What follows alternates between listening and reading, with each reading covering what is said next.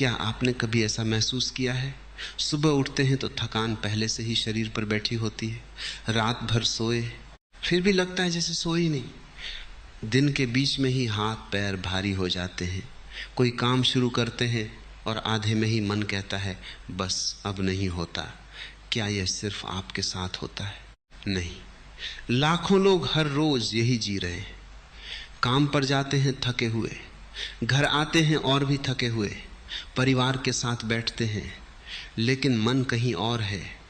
और सबसे दर्दनाक बात, डॉक्टर कहता है रिपोर्ट नॉर्मल है, लेकिन आप जानते हैं कुछ ठीक नहीं है। और यह थकान सिर्फ शरीर की नहीं है, यह वह थकान है जो आपको किसी मीटिंग में बोलने से रोकती है।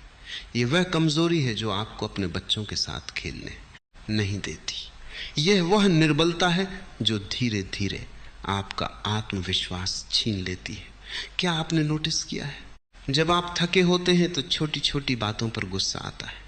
जब शरीर कमजोर होता है तो मन भी डरने लगता है, और जब मन डरता है तो शरीर और कमजोर हो जाता है। ये एक चक्र है, एक ऐसा चक्र जो आपको अंदर से खोखला कर देता है।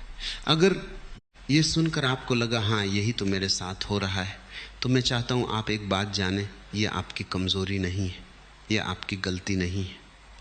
आपने कोशिश की है, प्रोटीन पाउडर लिया, विटामिन्स लिए, नींद लेने की कोशिश की, लेकिन कुछ काम नहीं किया, क्योंकि असली कारण कहीं और है।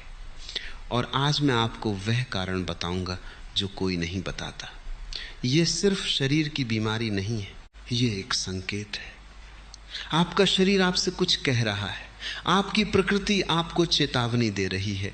हमारे पूर्वजों ने हजारों साल पहले इस कमजोरी को समझा था। ऋषि मुनियों ने इसका नाम दिया था ओजस की कमी।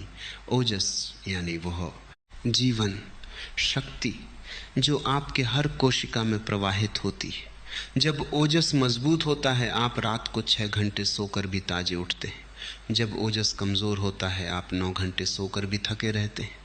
तो सवाल यह है, ओजस कमजोर क्यों हो रहा है? इसके 2 मुख्य कारण हैं, 2 बड़ी गलतियां जो आप शायद हर रोज कर रहे हैं। आयुर्वेद जो इस धरती की सबसे पुरानी चिकित्सा पद्धति है, उसमें स्पष्ट लिखा है शरीरं आद्यं खलु धर्म साधनम, यानी शरीर ही सबसे पहला साधन है। और जब ये साधन कमजोर हो जाता है तो जीवन का हर पहलू प्रभावित होता है। आधुनिक विज्ञान भी आज यही कह रहा है। मिटोकॉन्ड्रिया जब कमजोर होते हैं, एनर्जी प्रोडक्शन रुक जाती है। कॉर्टिजोल जब बढ़ता है, शरीर की रिपेयर प्रोसेस बंद हो जाती है। परंपरा और विज्ञान दोनों एक ही बात कह रहे हैं। तो चलिए अब जानते हैं वो 2 गलतियां कौन सी हैं। गलती नंबर 1, आप खाना खाते हैं लेकिन पोषण नहीं मिलता। यह सुनकर अजीब लगेगा। आप खाना तो खा रहे हैं 3 बार भरपेट, फिर भी शरीर कमजोर है। क्यों? क्योंकि खाना खाना और खाने का पचना 2 अलग अलग चीजें हैं। आयुर्वेद में इसे कहते हैं जठर अग्नि। जठर अग्नि यानी पाचन की अग्नि। यही वह शक्ति है जो भोजन को तोड़कर ओजस में बदलती है। इसे ऐसे समझिए जैसे एक यज्ञ कुंड होता है, उसमें जब अग्नि तेज होती है, घी डालो, संविधा डालो, सब कुछ जल जाता है, ऊर्जा निकलती है, वातावरण शुद्ध होता है।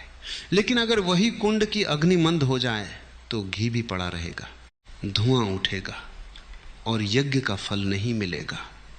यही आपके पेट में हो रहा है।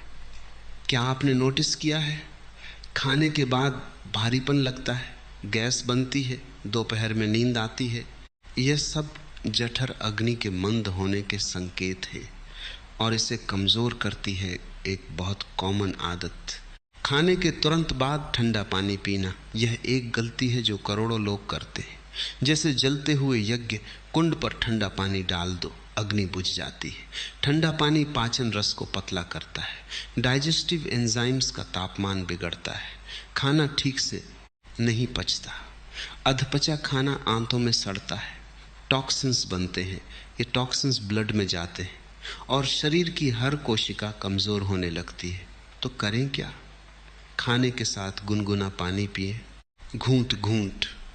खाने के बाद कम से कम 30 मिनट तक ठंडा पानी न पिए। सुबह खाली पेट 1 गिलास गुनगुना पानी प्लस थोड़ा अदरक प्लस नींबू, ये छोटा बदलाव जठर अग्नि को जगाता है, और जब अग्नि तेज होती है, वही खाना जो आप पहले खाते थे वही ओजस में बदलने लगता है। अब दूसरी गलती, ये पहली से भी ज्यादा गहरी है। दूसरी गलती, आप मन की थकान को इग्नोर कर रहे हैं। आयुर्वेद कहता है मनसश्च एव रोगाणाम कारणम, यानी अधिकतर रोगों का मूल कारण मन में होता है, और आधुनिक साइंस भी यही कहती है। क्रॉनिक स्ट्रेस, कॉर्टिजोल हार्मोन बढ़ता है। कॉर्टिजोल बढ़ने से टेस्टोस्टेरोन और डीएचए घटते हैं। इनके घटने से muscle weakness, energy loss, immunity कमज़ोर। लेकिन हम कभी मन की बात नहीं करते। हम पूछते हैं क्या खाएं, लेकिन नहीं पूछते क्या सोच रहे हैं। क्या आपने नोटिस किया है, जब आप किसी टेंशन में होते हैं भूख नहीं लगती, जब मन में डर हो नींद नहीं आती, जब अंदर से गिल्ट हो शरीर भी भारी लगता है।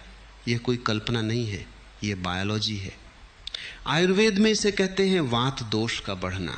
वात यानी वायु तत्व। जब मन में चिंता होती है, भाग दौड़ होती है, अनिश्चितता होती है, तो वात बढ़ता है। वात बढ़ने से नर्वस सिस्टम उत्तेजित रहता है। उत्तेजित नर्वस सिस्टम शरीर को कभी रेस्ट नहीं करने देता, और बिना रेस्ट के रिपेयर नहीं होती। बिना रिपेयर के ओजस नहीं बनता। बिना ओजस के कोई भी खाना, कोई भी दवा, कोई भी नुस्खा काम नहीं करेगा। तो अब सवाल है करें क्या। 2 स्तरों पर काम करना होगा। स्तर 1, शरीर को ठीक करना। अश्वगंधा यह एक एडेप्टोजन है। यह कॉर्टिजोल को बैलेंस करता है, माइटोकॉन्ड्रिया को ऊर्जा देता है और ओजस को रीबिल्ड करता है। रोज रात को 1 चम्मच अश्वगंधा चूर्ण गर्म दूध के साथ, शतावरी प्लस गिलोय, ये कॉम्बिनेशन इम्यूनिटी और ऊर्जा दोनों बढ़ाता है। भोजन में शामिल करें घी, तिल, खजूर, बादाम, ये सब ओजसवर्धक है। रात का खाना सूरज डूबने के बाद जितना हल्का हो उतना अच्छा। रात को भारी भोजन जठर अग्नि को सबसे ज्यादा नुकसान करता है। स्तर 2, मन को शांत करना। अनुलोम विलोम प्राणायाम सुबह 10 मिनट, यह वात को बैलेंस करता है, नर्वस सिस्टम को शांत करता है और ऑक्सीजन सप्लाई बढ़ाकर हर कोशिका को ताजगी देता है। एक और अभ्यास, रात को सोने से पहले 5 मिनट के लिए लेट जाइए, आंखें बंद करिए और मन में कहिए मैं ईश्वर को समर्पित हूँ। जो हुआ अच्छा हुआ, जो होगा अच्छा होगा। ये सरेंडर कॉर्टिजोल को तुरंत कम करता है। ये कोई अंधविश्वास नहीं है, ये न्यूरो साइंस है। हमारे ऋषियों ने कहा था स्वस्थस्य स्वास्थ्य रक्षणम, यानी स्वास्थ्य की रक्षा करना ही सबसे बड़ा धर्म है। लेकिन हमने स्वास्थ्य को सिर्फ शरीर तक सीमित कर दिया। असली स्वास्थ्य है शरीर प्लस मन प्लस आत्मा का संतुलन। जब आप प्रकृति के साथ जीते हैं, सूरज के साथ उठते हैं, मौसम के अनुसार खाते हैं, मन को रोज खाली करते हैं, तब शरीर को किसी बाहरी सहारे की जरूरत नहीं पड़ती, वह खुद ठीक होने लगता है। क्योंकि यह शरीर बनाया ही गया है ठीक रहने के लिए। हम बस उसे गलत आदतों से तोड़ते रहते हैं। तो आज से बस 2 काम। 1, खाने के साथ ठंडा पानी बंद, गुनगुना शुरू। 2, रोज सुबह 10 मिनट अनुलोम विलोम, रात को 5 मिनट समर्पण, बस।